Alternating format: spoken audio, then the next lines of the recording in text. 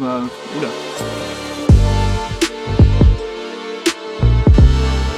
Alors, je m'appelle Romain Favre.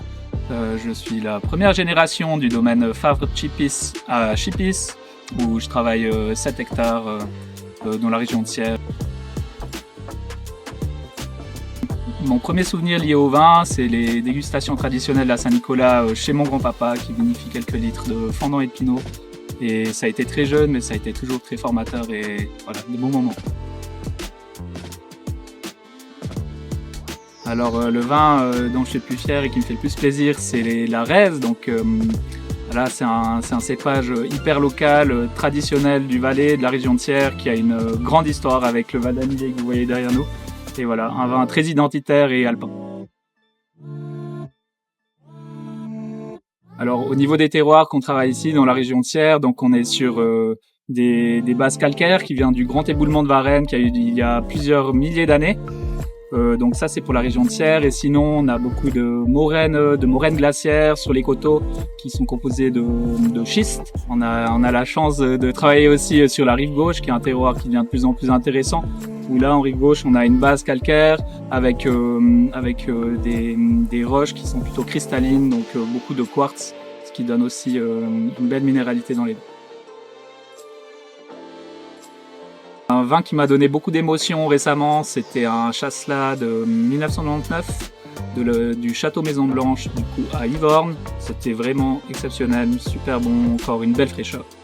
Là, sinon, il y a un peu le vin des copains aussi, donc il y a les Cornalins, les Syrah du domaine des vins de là, Alex Stauffer, et puis sinon les Syrah de notre ami Raphaël May, qui sont juste incroyables et qui me donnent toujours beaucoup d'émotions. La petite Arvine sur un millésime chaud, on pourrait potentiellement avoir un tout petit peu de sucre.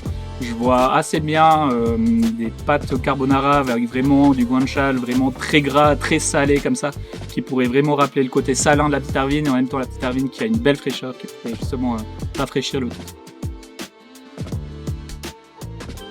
Au niveau de la démarche du domaine et de mes vins, c'est que j'ai envie de mettre en avant justement les terroirs, donc ce sera plutôt des cuvées parcellaires où je vais essayer vraiment de pouvoir mettre en avant différentes parcelles, différentes expositions, différents sols. Donc ça, c'est vraiment dans ma philosophie de mettre plutôt en avant le terroir.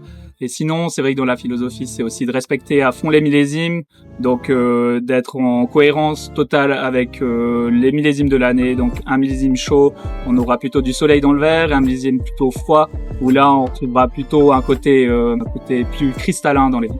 Alors, dans la philosophie, c'est de respecter aussi à 200% la matière première, donc pas d'intrants spécifiques dans les vins, pas envie de trahir le millésime, donc c'est du pur vin de millésime.